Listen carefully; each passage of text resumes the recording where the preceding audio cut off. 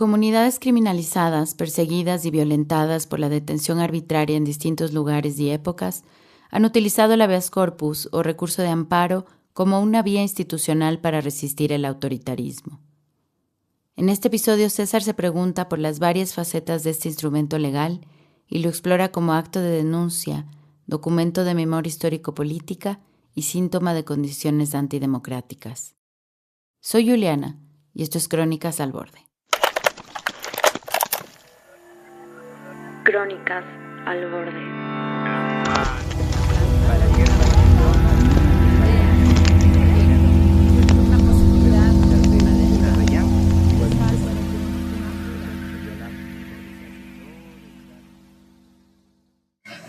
Se llevaron a mi padre, me han matado a mi marido.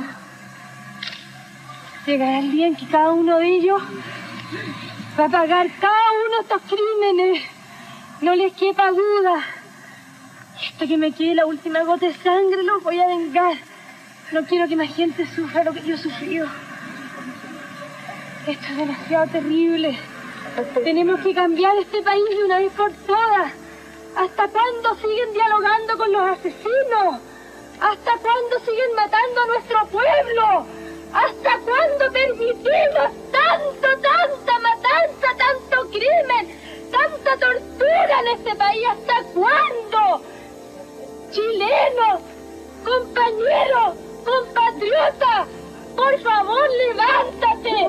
No aguantes que nos sigan matando a nuestra gente. Por favor, exijamos justicia de una vez por todas.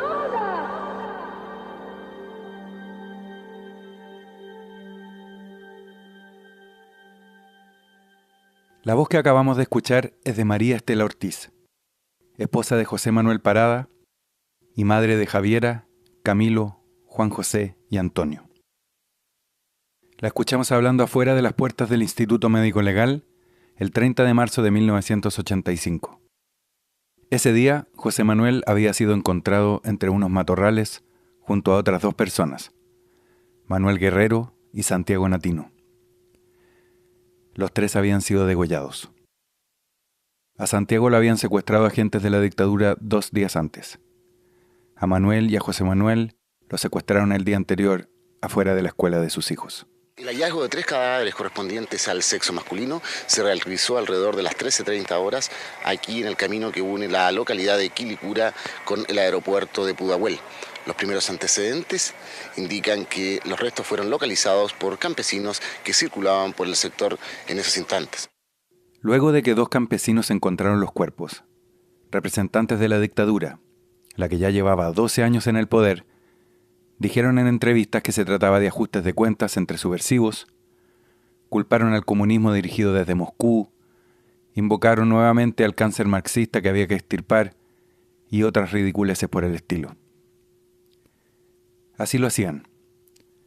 Amedrentaban a través de la violencia y borraban su responsabilidad achacándosele a un enemigo interno espectral.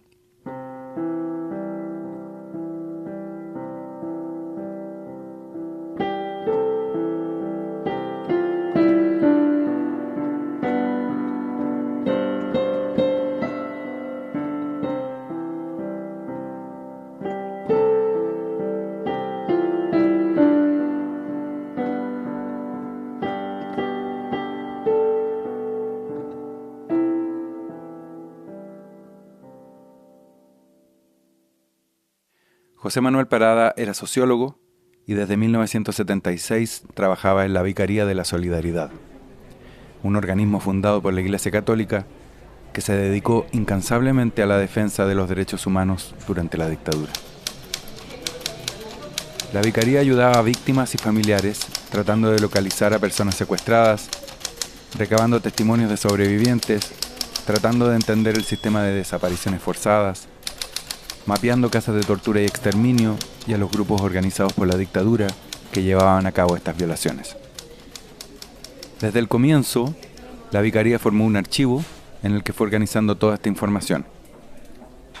Uno de los instrumentos más importantes de este archivo es una planilla enorme en la que fueron anotando todos los datos que recibían. Por su tamaño, testimonio del tamaño de las violaciones, a esta planilla le llamaron la sábana. José Manuel, junto a otros colegas, especialmente un grupo de trabajadores sociales, era uno de los encargados de este archivo y manejaba muchísima información sobre el aparato represivo.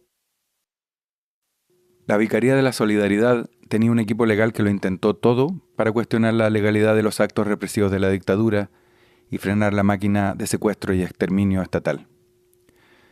Uno de los instrumentos legales que más utilizó fue el recurso de amparo, también conocido como habeas corpus. Habeas corpus viene de una frase más larga en el latín, habeas corpus ad suidiciendum, que significa literalmente que tengas tu cuerpo para exponer, pero que puede ser traducido más libremente como muéstreme el cuerpo.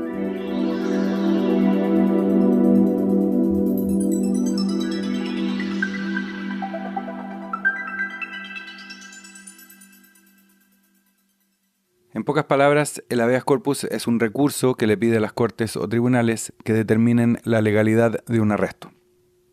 La entrada de habeas corpus del diccionario de la Real Academia Española de la Lengua dice así: Habeas corpus es el derecho del ciudadano detenido o preso a comparecer inmediatamente y públicamente ante un juez o tribunal para que oyéndolo se resuelva si su arresto fue o no legal y si debe levantarse o mantenerse. De esta definición se puede entender el procedimiento. Si el juez o la jueza acoge la petición, le ordena al Estado, al carcelero, traer a la persona detenida, mostrársela a la justicia e idealmente, con la persona presente, decide si su arresto fue legal o no. El habeas corpus puede entonces, en el mejor de los casos, hacer aparecer a quien ha sido desaparecido. Cabe hacerle una corrección a la definición del diccionario de la RAE. En ella se habla de ciudadanos, pero el habeas corpus no solo aplica para los ciudadanos, sino para cualquier persona protegida por derechos constitucionales en un territorio. Ciudadanos y no ciudadanos tenemos derechos humanos. Beldecira Cáceres Montenegro, músico con domicilio en Blanquillo 73, San Francisco, Cerro Cordillera de Valparaíso, y cédula de identidad 370929 de Valparaíso, en el recurso de amparo ROL 1245-75 en favor de mi hijo René Díaz Cáceres, a vuestra ilustrísima, respetuosamente expongo. Ilustrísima Corte, Miguel Vega Fuentes, presidente de la Confederación Nacional Textil y del Vestuario. Miguel Muñoz Orrego, presidente de la Federación Nacional de Trabajadores Ferroviarios, y José Cisterna Riaza, tesorero de la Confederación Nacional Textil y del Vestuario, todos domiciliados para estos efectos en calle Conchi Toro, número 30 de Santiago, a la Ilustrísima Corte decimos. Ilustrísima Corte, Cecilia Contreras Pinto, casada, labores de hogar, domiciliada en Manso de Velasco 4933 de Santiago, a vuestra ilustrísima respetuosamente digo. Primero, en la madrugada del 3 de agosto último, llegaron hasta mi domicilio 4 desconocidos de civil en una camioneta Chevrolet blanca después del toque de queda. Golpearon insistentemente la puerta, mi cuñado se levantó a abrir y les pidió que se identificaran. Ante esto exhibieron tarjetas que indicaban que eran militares. Desde esa oportunidad no he vuelto a saber de mi marido, Eugenio Hernán Crespo Fuentes, casado, 33 años, 2 hijos menores, empleado. Los números varían según la fuente, pero sabemos que la Vicaría presentó miles de habeas corpus durante la dictadura. Según una fuente histórica, sumando los recursos interpuestos por la Vicaría y la organización que la antecedió, el Comité Pro Paz, durante la dictadura ambas organizaciones presentaron 30.029 habeas corpus. De estos miles de recursos, solo 6 fueron acogidos por la justicia chilena. 6.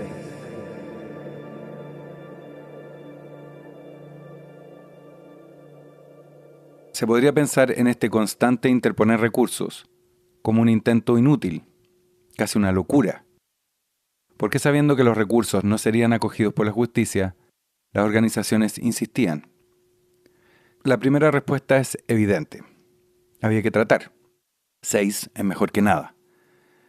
Pero también se trataba de un acto político de denuncia contra las violaciones a los derechos humanos. Y también se trataba de un instrumento de memoria. Todos esos habeas corpus generaron un registro invaluable para saber lo que sucedió durante la dictadura, y en no pocos casos sirvieron como antecedentes para juicios interpuestos por víctimas y familiares contra los represores años después. Cuarto, recurro a esta Corte con la esperanza que efectúe las diligencias en un breve plazo a fin de tener alguna noticia suya, ya que lo que más inquieta es el hecho de estar desaparecido, esa incertidumbre horrible de no saber por dónde partir para dar con su paradero. Primero, que vengo a hacerme parte en este recurso de amparo. Periódicamente viajaba desde Valparaíso a visitar a mi hijo, amparado en el campo de detenidos Tres Álamos. Fue a fin del mes de septiembre que me impuse que mi hijo había sido sustraído de dicho recinto. Tercero, que según informaciones alegadas últimamente a nuestra familia, mi hijo se encontraría en el campo de detenidos de Cuatro Álamos, ubicado en la misma dirección de él de Tres Álamos, en calidad de incomunicado y a cargo de celadores de la Dirección de Inteligencia Nacional. Por tanto, y de acuerdo al artículo 21 de la Constitución Política y artículo 306 y siguientes del Código de Procedimiento Penal, ruego a su Señoría Ilustrísima tener por presentado recurso de amparo en favor del amparado antes individualizado, darle curso, pedir informes a las autoridades pertinentes y, en definitiva, acogerlo, subsanando los defectos legales y restablecer el imperio del derecho, ordenando la inmediata libertad del amparado. Hay que pensar en la Vicaría y otras organizaciones como canalizadoras de la fuerza con la que familiares, compañeros y amigos de las víctimas del terrorismo de Estado insistieron por encontrar a sus familiares y buscar justicia. Y la Vicaría no fue la única organización que utilizó el recurso de amparo, ni los abogados fueron los únicos que los interpusieron. En el archivo online del Museo de la Memoria y los Derechos Humanos de Chile encontré un afiche hecho por la Corporación de Promoción y Defensa de los Derechos del Pueblo de la ciudad de Temuco. Es un documento que debe haber circulado de manera clandestina, que informa a todas las personas que tienen el derecho a interponer un recurso de amparo con o sin abogado y provee un modelo para poder hacer uno. El afiche dice así: El Comité de Defensa de los Derechos del Pueblo, CODEPU, Temuco, ante la urgente necesidad de que el pueblo conozca y defienda sus derechos, pone a disposición de las organizaciones populares y sus integrantes el modelo de recurso de amparo, que puede ser interpuesto por cualquier ciudadano ante la Corte de Apelaciones, PRAT 535, si es en horas de oficina, o en la casa del secretario de la Corte, Bilbao 1175, quien está obligado a recibirlo aún en horas de la noche. Este recurso puede ser interpuesto en cualquier tipo de papel, no siendo necesario escribir a máquina, solo se requiere que se especifiquen todos los datos aquí señalados. Este documento de la CODEPU nos muestra el ímpetu con el que las organizaciones de base intentaron confrontarse contra el poder de la dictadura. Además de ayudarse con ollas comunes y otras formas de apoyo mutuo, además de organizar protestas, marchas, huelgas de hambre, escrituras de cartas y coordinar apoyo desde el extranjero, este documento nos muestra organización resistente por el camino del derecho institucional. El habeas corpus no solo fue utilizado en el Chile de la dictadura, por supuesto. Se utilizó antes y se ha utilizado después, allí y en gran parte del mundo. Y es que el habeas corpus puede ser visto no solo como un remedio legal, sino también como una especie de síntoma. Su uso masivo solo puede significar que las violaciones a los derechos humanos en un territorio van en avanzada, y también que el pueblo se está activando para defenderse.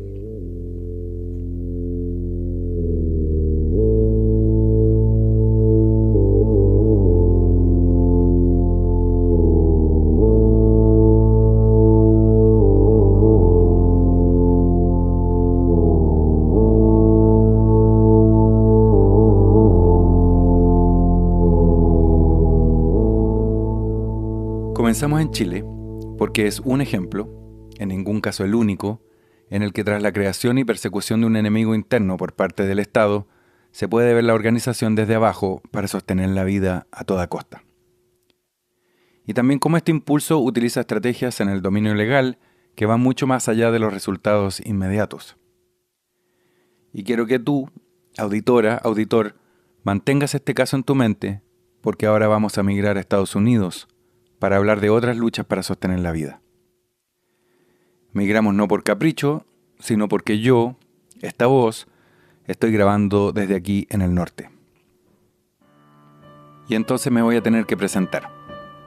Me llamo César, nací y viví la primera mitad de mi vida en Chile, pero hace 2 décadas migré a Estados Unidos y hace muchos años vivo en Nueva York, donde soy educador, músico y escritor, y también trabajo organizando con otros inmigrantes para defender nuestros derechos.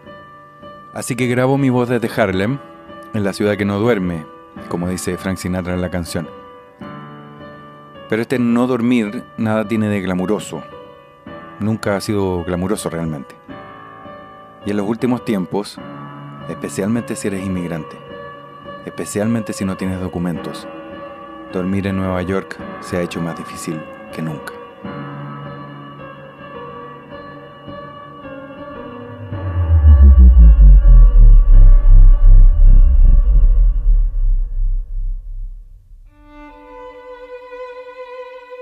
La situación de los inmigrantes que entran sin documentos a Estados Unidos nunca ha sido fácil. Pero se puede decir que desde 1996, durante la administración de Clinton, el lugar de los inmigrantes, sobre todo de aquellos que vienen del sur del continente y del sur global más en general, cambió de manera dramática. En 1996 el Congreso aprobó nuevas leyes que le daban al Estado mucho más poder para lidiar, entre comillas, con el problema migrante, también entre comillas. La criminalización de la inmigración solo ha ido en aumento desde esos tiempos, ayudando a crear al nuevo enemigo interno. Uno de los efectos colaterales más importantes es que la migración circular ya no existe. Es decir, migrar a Estados Unidos sin documentos en los últimos 30 años ha significado, en la mayoría de los casos, migrar para no volver, desraizarse.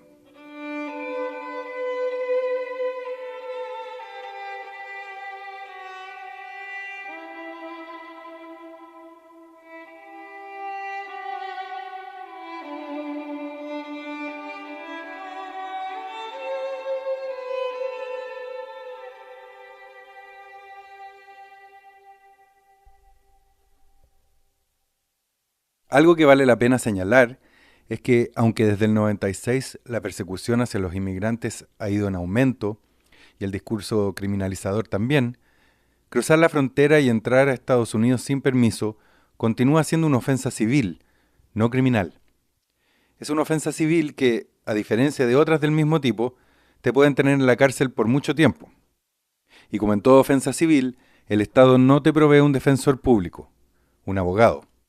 Es decir, para defenderte de la ofensa de cruzar la frontera sin permiso, o te consigues un abogado, lo que en general es muy difícil y costoso, o te defiendes a ti misma, lo que en términos legales se llama defenderse pro se. Por supuesto, esta criminalización no ha sido una cuestión exclusiva de Estados Unidos. Sabemos de las condiciones terribles por las que pasan los inmigrantes africanos que cruzando el Mediterráneo en precarias embarcaciones llegan a Europa, cuando logran llegar. Sabemos del discurso de odio hacia los inmigrantes y la militarización de las fronteras en Latinoamérica. El gobernar por decreto, el estado de excepción, no son cosas exclusivas del norte. Por el contrario, Latinoamérica se ha transformado una vez más en un laboratorio para probar cuánto autoritarismo y represión interna es posible dentro de un supuesto marco democrático. Ahí están Bolsonaro, Milei, Bukele, Noboa. Pero también están los gobiernos de corte supuestamente más progresistas, que no han sabido oponerse a esta tendencia a acusar a los migrantes de todos los problemas que aquejan a nuestros países.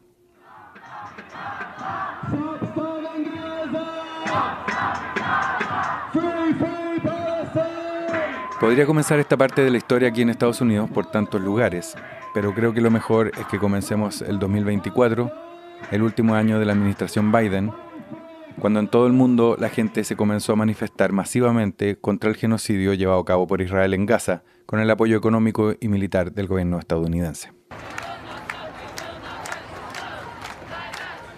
En abril y mayo de ese año, estudiantes de la Universidad de Columbia y luego los de un centenar de universidades establecieron campamentos en sus campus.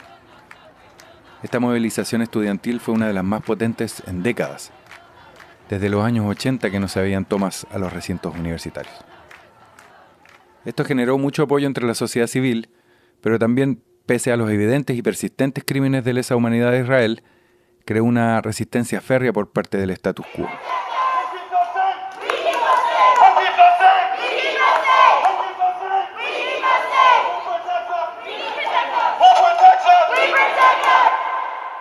La demanda era siempre la misma. Se les pedía a las universidades sacar sus inversiones y cancelar sus contratos con cualquier compañía que estuviera ligada a Israel o al genocidio en Palestina. Además de las tomas, se hicieron cientos de marchas masivas, vigilias y otras intervenciones en ciudades grandes y pequeñas alrededor del país.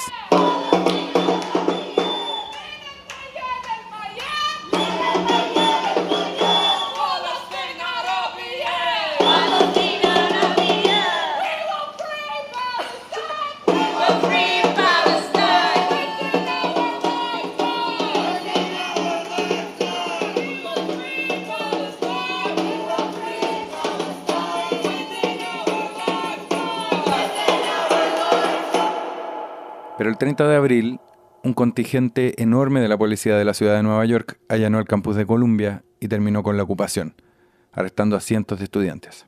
La misma noche, la policía hizo un operativo similar en el City College de CUNY, la universidad pública de la ciudad. Desde ese momento, todos los campamentos comenzaron a ser desmantelados con una violencia policial inusitada. En la segunda mitad del año, las universidades, presionadas por miembros del Congreso, impusieron reglas draconianas para callar la protesta, y en gran parte lograron su cometido.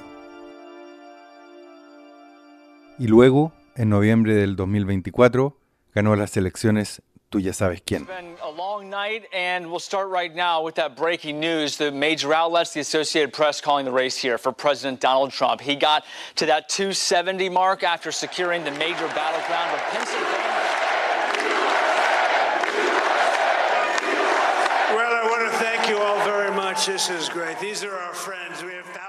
El nuevo presidente no llevaba 2 meses en el poder cuando comenzaron a pasar cosas inéditas.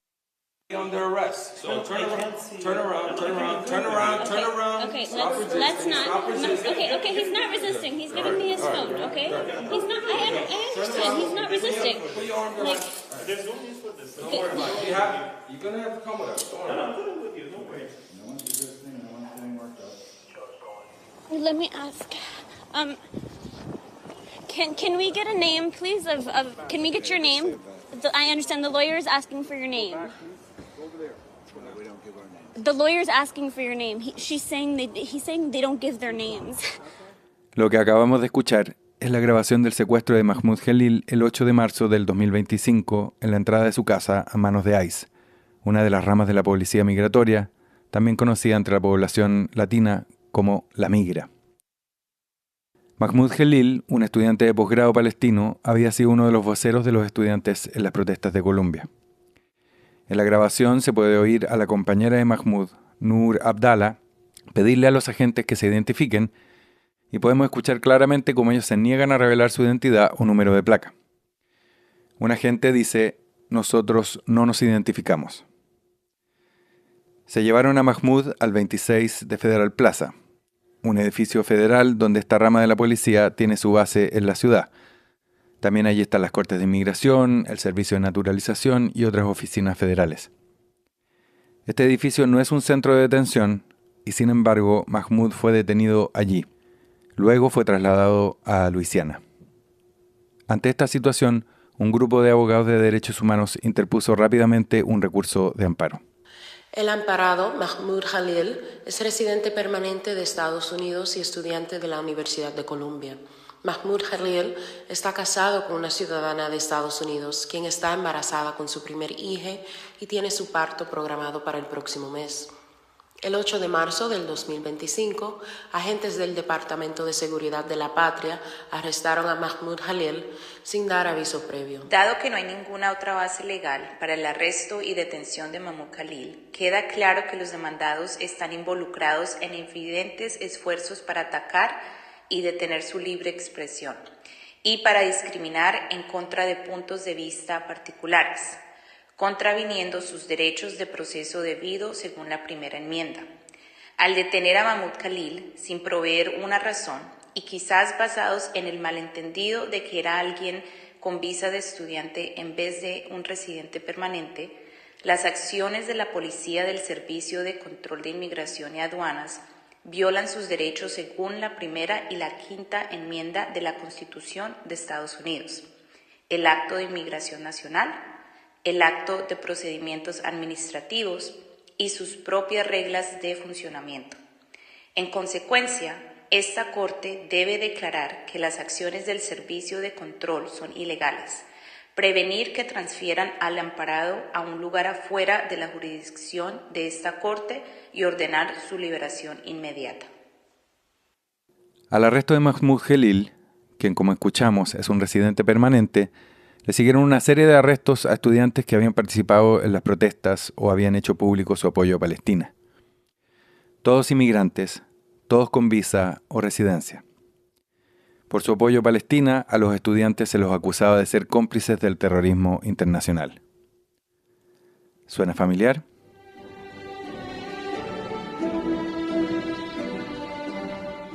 Esto puso en alerta a la población.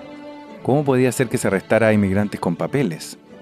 ¿Cómo podía ser que arrestaran a personas con residencia? Claro, el arresto, encarcelamiento y expulsión de personas sin documentos ya están tan normalizados, incluso para aquellos que se oponen a esta criminalización, que se han hecho invisibles. Entonces fueron estos arrestos de estudiantes inmigrantes los que comenzaron a movilizar a la población ciudadana.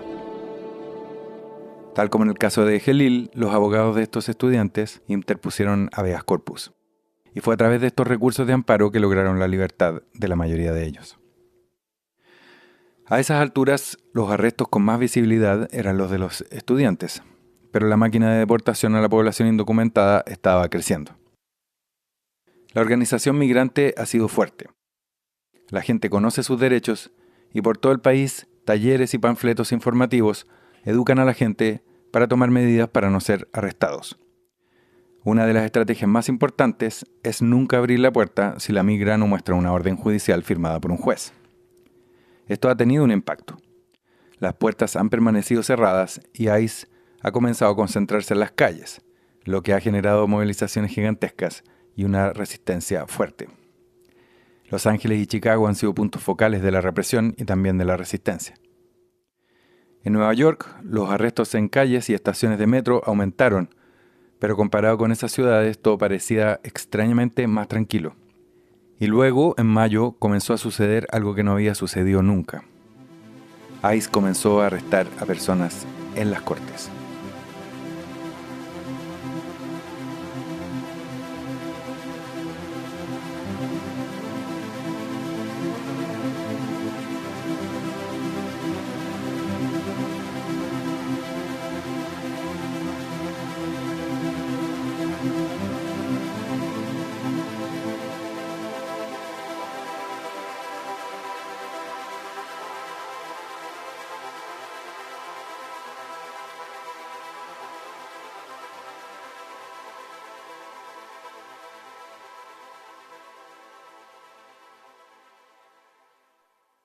Voy a necesitar de toda tu atención para explicar qué significa esta nueva estrategia represiva. Todos los inmigrantes que han tenido un encuentro con la policía migratoria en este país, generalmente en algún lugar cercano a la frontera, si es que no son deportados inmediatamente después de ese encuentro, entran en un proceso legal en el sistema judicial de migración. Este sistema no depende del Poder Judicial del país, sino que depende del Ministerio de Justicia, es decir, del Poder Ejecutivo. Los jueces de migración, entonces, no son independientes del Poder Ejecutivo. De hecho, para dar un ejemplo, el presidente actual ha despedido a decenas de jueces que, en estimación de su gobierno, tomaban decisiones demasiado favorables para los inmigrantes. En general, cuando una persona migrante es liberada después de su detención en la frontera, recibe una notificación para su primera audiencia en las Cortes de Inmigración en el territorio donde se ha instalado. En estas audiencias, el fiscal que representa al Poder Ejecutivo va a intentar, en todos los casos, argumentar por la deportación de la persona. El juez, cuyo empleador es el presidente, va a decidir si la persona merece o no alivio migratorio. Por ejemplo, puede decidir concederle asilo político. La persona migrante, ya sea por sí misma, pro se, o a través de un abogado, ya sea si es niño, adolescente o adulto, va a solicitar alguna forma de alivio migratorio. En general, son varias audiencias antes de la audiencia final en la que el juez o la jueza deciden si otorgar o no ese alivio.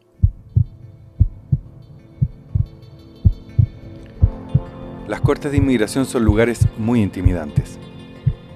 Nadie te explica nada y la verdad es que te tratan muy mal. La premisa, que ya funciona al aire libre, es más clara al interior de estos edificios. No eres persona si no tienes papeles. Un papel decide tu humanidad. Ir a una audiencia es un proceso tremendamente estresante, incluso para esas audiencias preliminares. Lo único que de alguna manera da un alivio en toda esta situación es que estás cumpliendo con el procedimiento. El sistema te ha pedido que te presentes y lo haces y esperas lo mejor. Por otro lado, es bueno saber que si una persona no se presenta a su cita en la corte, es inmediatamente deportada en ausencia, lo que en general gatilla que la migra intente arrestarte y luego deportarte. En mayo de 2025, agentes de ICE armados y enmascarados se comenzaron a apostar en los pasillos de las cortes de inmigración y de manera violenta comenzaron a llevarse a personas que estaban cumpliendo con lo que el sistema les pedía. Y aquí es importante notar que el arresto nada tiene que ver con una decisión del juez. En general, lo que ha sucedido es que los arrestos, o ya deberíamos decirle secuestros, se dan en audiencias preliminares. Una persona tiene la audiencia, el juez le hace preguntas y en la mayoría de las ocasiones le da una fecha para una nueva audiencia. La persona sale de la sala de la corte y en ese momento una docena de agentes enmascarados la agarran a la fuerza y la secuestran. Nadie te lee tus derechos, nadie te hace preguntas, simplemente te agarran y te desaparecen. Espero que esta descripción te dé una idea de lo imposible que es la situación para nuestros vecinos indocumentados.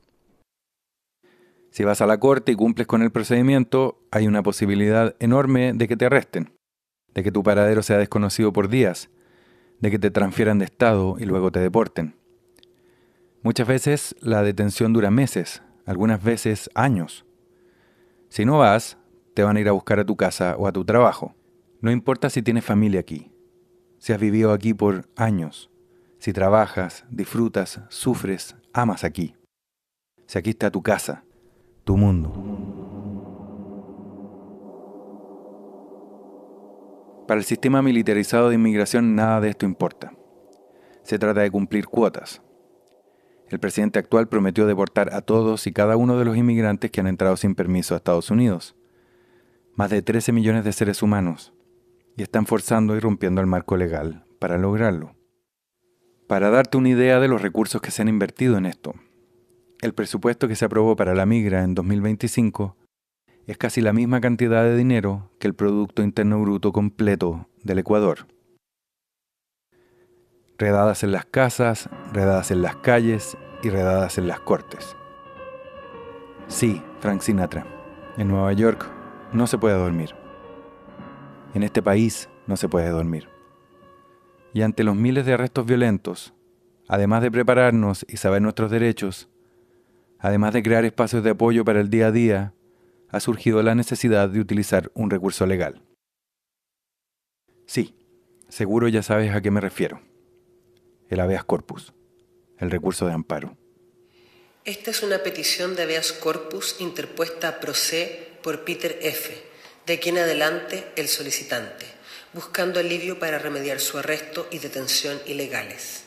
El solicitante argumenta que su arresto viola sus derechos de proceso debido, acordes con la quinta enmienda, porque ICE lo detuvo sin darle notificación, una oportunidad de responder o una determinación individualizada de riesgo de escapar o de ser un peligro para la comunidad. Como decía en la primera parte, el habeas corpus es, entre otras cosas, un síntoma. Si la cantidad de recursos de amparo comienza a subir exponencialmente, es porque el Estado o alguno de sus organismos está vulnerando los derechos humanos y el Estado de Derecho de manera violenta y masiva. Según el servicio noticiero de la California Public Broadcasting Station, en 2024 se interpusieron 222 recursos de amparo relacionados con inmigración a nivel nacional. en 2025 esa cifra subió a 8.000, una subida de un 3.500%. Solo en diciembre del 2025 se interpusieron 3.000 peticiones. Y ahora, mientras terminamos de producir este episodio, se han interpuesto muchísimos recursos en Minneapolis, donde ICE ya ha matado a 2 personas en la calle. Y no hay que olvidar que el año pasado murieron 32 personas en la custodia de las policías de inmigración. De la Junta Militar de Gobierno a los comandantes de guarnición.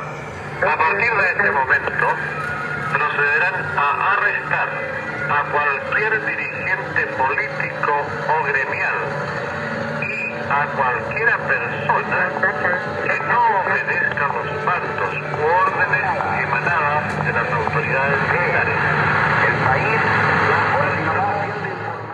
A diferencia de la época de la dictadura en Chile, aquí en Estados Unidos los jueces y juezas están acogiendo los recursos interpuestos por familiares y amigos con ayuda de organizaciones de base y con o sin ayuda de abogados. En muchos casos estos jueces están diciendo que los arrestos de la migra son ilegales e inconstitucionales y están liberando a los y las secuestradas. Pero como en el caso chileno, este recurso no está ni cerca de ser un remedio para el nivel de represión, tortura y violencia desatado por el Estado. Lo que sí comparten estas dos experiencias es que el habeas corpus, el recurso de amparo, existe también como denuncia y como archivo de las violaciones. A través del habeas corpus, en Estados Unidos, en Chile y en tantas partes del mundo, los secuestrados, sus familiares, sus comunidades, están utilizando una vía legal para decir que el Estado está vulnerando los derechos humanos no de una, no de 2 o 10 personas, sino de miles, cientos de miles. Y aunque en gran parte de la literatura sobre el habeas corpus se insiste en llamar ciudadano al sujeto de derecho, esta realidad que se ha materializado en Estados Unidos muestra fuerte y claro que los inmigrantes tenemos derechos y que vamos a seguir peleando incansablemente para defenderlos.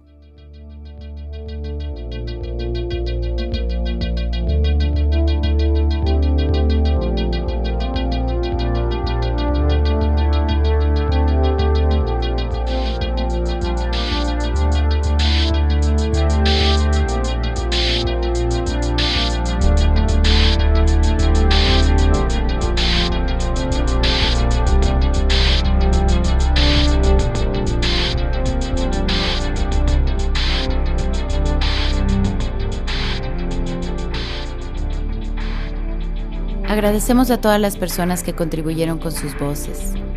En orden alfabético son Amanda, Ángeles, Fátima, Francisca, Juliana, Hilary, José Miguel, Lucía, Marisa, Meli y Mirna. Los fragmentos de habeas corpus de Chile y el documento de la CODEPU fueron tomados del archivo online del Museo de la Memoria y los Derechos Humanos de Chile. Los fragmentos de habeas corpus de Estados Unidos y material de archivo fueron tomados de diferentes fuentes de Internet. En la transcripción de este episodio puedes encontrar detalles. Este episodio fue producido entre agosto de 2025 y marzo de 2026.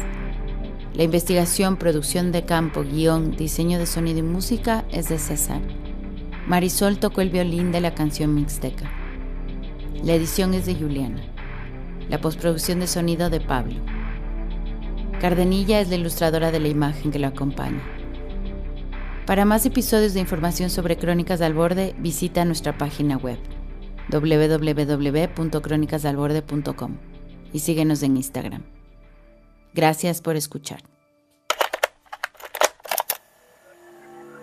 Crónicas al Borde.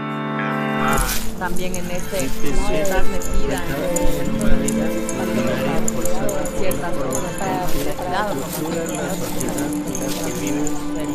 que depende 100% de ti, comer de que cambie.